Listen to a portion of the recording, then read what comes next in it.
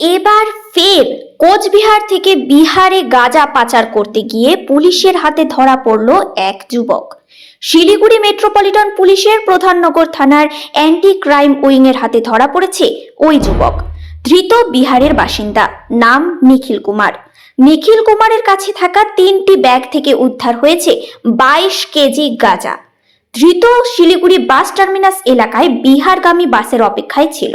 গোপন সূত্রে পাওয়া খবরের ভিত্তিতে অভিযান চালিয়ে প্রধাননগর থানার অ্যান্টি ক্রাইম উইং নিখিল কুমারকে গাঁজা সহ শিলিগুড়ি জংশন বাস টার্মিনাস এলাকা থেকে গ্রেপ্তার করে।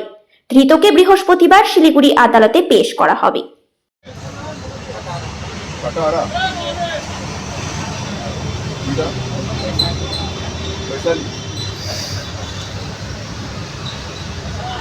मोबाइल नंबर है मोबाइल मोबाइल व्यवहार नहीं करते तो वही बोला कि मोबाइल के दूंगा चलो।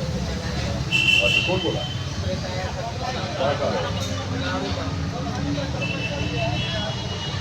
कितना बड़ा है पहले बार अच्छा मेरे बड़ा है बात शुरू कर दिया नहीं वही बोला कि लाया कि चलो कहाँ जाना चाहिए वही क्या तुम्हारा गाँव का क्या नाम है उसका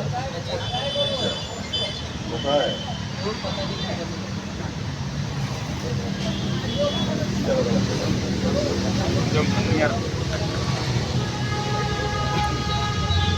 जंक्शन